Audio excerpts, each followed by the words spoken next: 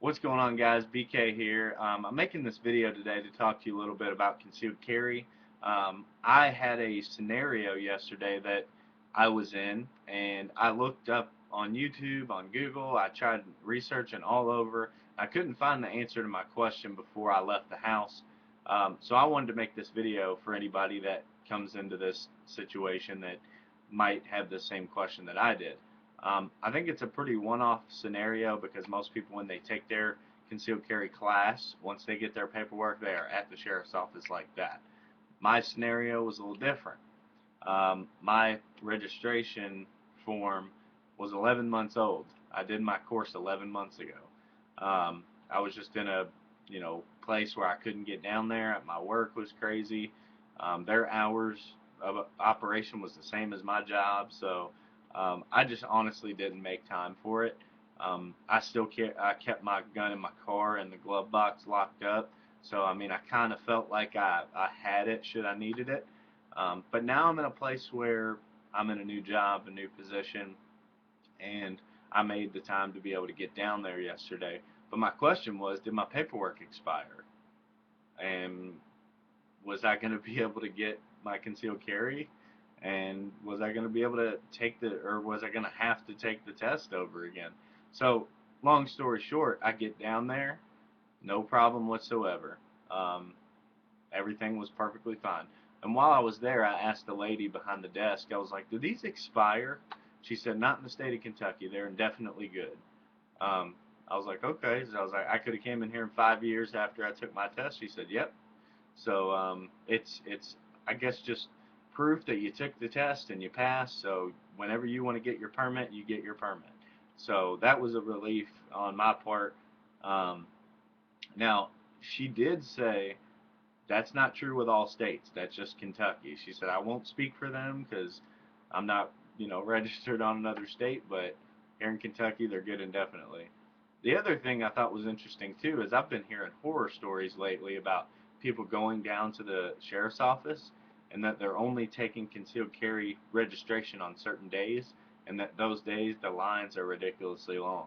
And that wasn't the case yesterday. I literally walked in, sat down, did my paperwork, took my picture, paid her, walked out. There was no line whatsoever. Even when I left, there was nobody waiting to process after me. So that was a great experience, to be honest with you. I thought it was going to be a lot more extensive than it was. Even in my meter where I put change in, I put like 45 minutes in because I was like, this could take a while. I came back out and there was like not even a half hour, like more than a half an hour left. So it was less than 15 minutes. I was in and out. The Probably what took the most time was actually finding the sheriff's office because it's in this building with the DMV and I think a couple of court districts or whatever. So it was a great experience, to be honest with you. Now with the remaining time that I have, I did want to talk a little bit about a couple things that have been kind of talked about, at least in my neck of the woods. I want to see what you guys think about it. Um, I have been talking with a friend of mine who got his concealed carry training done about 3 weeks ago. Obviously, he's still waiting on his paperwork as well, um, and I think he's getting it this week, and then he has to go do what I did and register and everything. So, but currently he is already concealed carrying, and he really has a good point. He's like, Ted Nugent said it before. He said, and I say the same thing. My concealed carry is the Second Amendment. That's what it is. Um, and he also makes a good point by saying that if it's concealed, who's gonna stop me? Who's gonna come up to me and be like, "You got a gun?" They're not gonna know. And he feels better about having it on him, you know, but people don't know. So it's kind of he thinks it's kind of silly, which in a state that's open carry, it kind of is. But anyway, I'm not going to get too much into that. But what are your thoughts on this? Do you think it's unethical? I mean, obviously it might be unlawful, but unethical to, even though you've taken your test, you passed, you're just waiting on the permit to get to you in the mail, to go ahead and conceal carry? Um, I mean, some people might say it's unresponsible or unethical. Some people might be with him and say, that's totally fine. What's wrong with that? He's passed the test. He's got his safety training. He's got, all of that. So he's just waiting on the documentation that he can carry with him. What are your thoughts on that? I'd like to hear your comments or even a video response uh, about what you think. Secondly, on the list of, you know, just concealed carry, not necessarily concealed carry, just guns in general. I have a family member of mine who I'm very close with, and I'm very, you know, wanting them to come and understand the gun culture. They're pretty much not anti-gun, but I know at a time they were. But they're just not comfortable with it. If you bring it up, they'll walk away. They don't want to hear about it. They don't want to talk about it. Um, and the interesting thing is that I kind of noticed that they were kind of coming over to like educating themselves more on it. Not quite a few months ago, but they were really, getting into the idea of maybe even protecting themselves and their family with a gun. But as soon as Sandy Hook happened, I mean, his Facebook statuses started saying, gun toters, you almost had me. This is exactly the reason why it bothers me, and blah blah blah. So my question is, how do you approach someone like that? How do you know, talk to someone like that without hurting their feelings, without making it awkward, without making them feel super under stress, and maybe you have a story where you've talked to somebody and made them understand what it is that we feel about protecting yourself with guns. So let's maybe do some more comments and stuff on that too, or reply videos on your thoughts on that, because you know I mean, most people would agree that our world is getting a lot more crazy. Um, that you know, it's more evil. There's more evil people out there. I would hope. I'm more a glass half full. I'm more thoughtful to say that, well, maybe just problems are worse for some people. There's maybe not more people out there that are evil, or cheese slide off their cracker type person just messed up in the head. But at the same time, I think our country, especially when you see TV shows like Doomsday Preppers and stuff like that, and there's a show that I'm on actually coming on CMT called Guntucky, it's about Knob Creek Gun Range here in, well, it's outside of Louisville, but the family that runs that, and people are arming themselves. They're getting more defensive and more protected, and honestly, I think that's a good thing. Don't get me wrong, but it just, with this whole debate and this whole, like, 'cause you turn on talk radio and that's all you hear.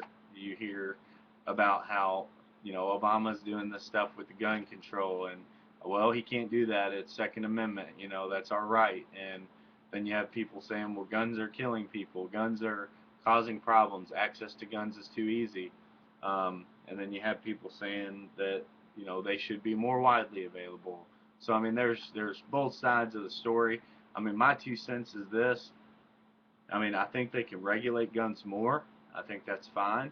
I think the screening process could be improved, especially at gun shows. I think gun shows are awesome. I think it's great that they have this ability to bring out some of the most rare guns that are out there that people enjoy looking at. They enjoy talking about, and even buying.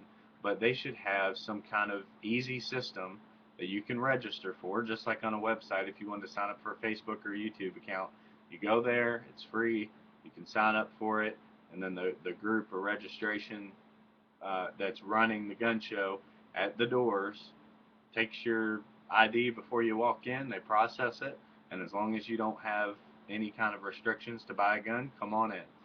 And if not, sorry, you can't come in.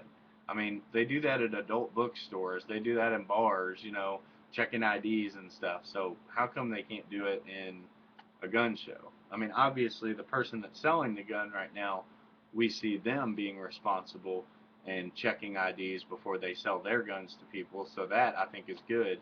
But I've seen multiple,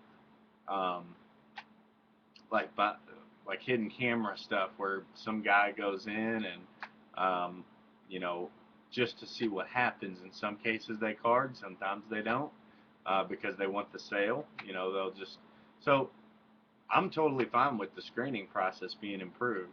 But as far as limiting magazine amounts, as far as limiting certain types of weapons, I think that's pretty silly. I mean, I'm taking an example from our city, but we have a new squad on our police department called the Viper Squad, and they are totally, well, I don't know exactly what all their, focuses are, but I know one of them is to get illegal guns off the streets. And I remember when they first, literally the first 2-3 weeks when they were out there and pulling people over and finding guns that were unregistered, they found over 100 in just the first couple weeks that were unregistered, like serial numbers scratched off. So I think that's pretty awesome, because then you're taking the guns out of people's hands that shouldn't have had them in the first place because they didn't do it properly, and you're keeping the number, literally, the number of people that shouldn't have the guns or they got them illegally is going down, and the people that are legal are going up. And that's what I think is good, because you have people out there that have the wrong motives, they have the wrong thought process of why they need a gun, and then they get one illegally, and bad things happen.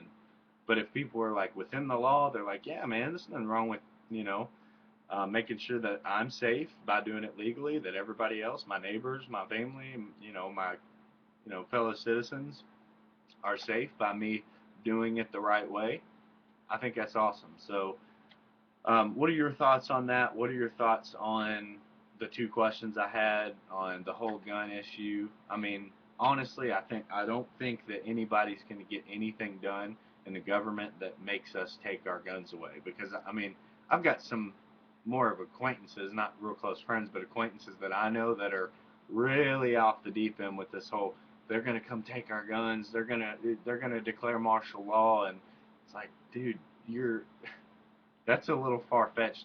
Do you know how hard it would be to take the guns away from the American people? I mean, you're talking pretty pretty crazy. I mean, that would be ridiculously difficult. And I've even got people that say, everybody who owns guns should have an illegal one buried in the backyard, so that when they come and take them, you got that one in the backyard or whatever, that there's not registered to you.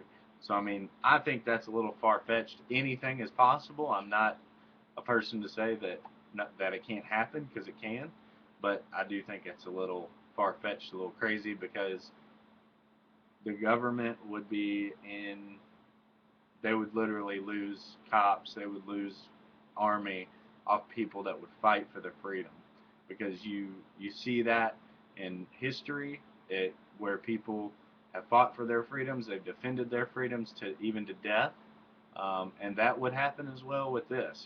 I'm not saying that I would kill somebody if they came and tried to take my guns, but I know quite a few people that would do that, and I'm sure I don't know a lot of people that would do that. So, um, with that being said, that's you know pretty much all the time I have. I mean, I could talk about some of this stuff for a while, but we have to have common sense solutions. I know that we have to have common sense solutions that make sense, that are practical, that are fair, they're lawful, and obviously the ultimate goal shouldn't be less guns. The ultimate goal should say, how do we get guns more legal, and the ones that are illegal, decrease them. I mean, that's what the Viper Squad's doing in Louisville. I mean, it's a perfect example.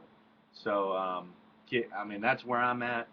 Maybe you've got some comments, some questions, some video responses you want to put up. So, and I totally encourage that, because this conversation is going to continue.